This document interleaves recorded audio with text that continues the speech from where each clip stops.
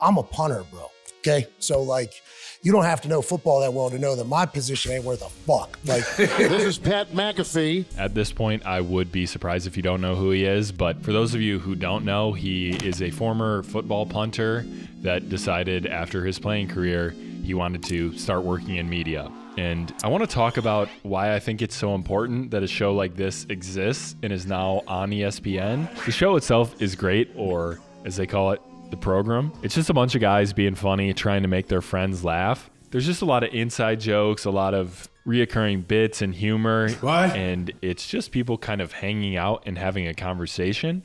Be honest with you, Pat. It's presented in such a just organic, normal way, and it's not highly produced that you feel like, oh, hey, you know, I'm kind of just friends with this guy. we just try to get on microphones and make people's lives a little bit better, happier, and do some sports talk. And I think that's part of the reason why it's been so successful, because it truly is a breath of fresh air in a sports media landscape that was previously dominated by a bunch of people on your screen yelling at each other and like kind of coming up with fake arguments just for headlines. This is called journalism. I went to college for it. Take me out. It's my turn. It is. You told me it was my turn. You can talk all that you want to, yell and scream, you lost. It is my turn. You lost the game. It's my turn. Imagine if the Pat McAfee show opened like this. Why, hello, ESPN. My name is Patrick McAfee, and today we'll be talking about the Dallas Cowboys and LeBron James. Just consider how weird it would be if Pat McAfee started doing that, right?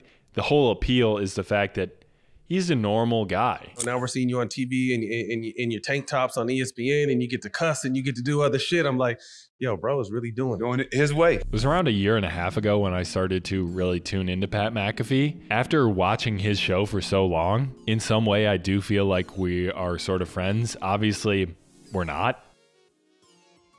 To explain this, there is one sort of academic term that I want to introduce, and it's called a parasocial relationship. And basically that means there's somebody that's putting out something, whether it's YouTube videos, podcast, TV show, and then there's somebody listening or watching. In this case, it would be Pat McAfee and then me.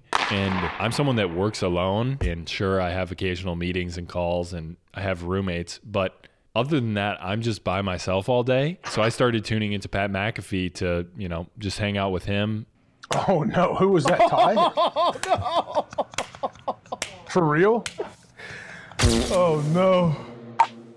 People feel lonely, and I think people feel lonely at a level that we're not currently talking about, but like having somebody to just have honest conversation with. And see, I find myself saying it. You're not having conversation with, you're just listening to another person's conversation, but it feels like you almost could chime in, and I feel like I'm kind of friends with him. Like I almost want to say, what's up, Pat? Even though I'm fully aware that he doesn't know who I am, he doesn't care who I am, and we'll probably never meet.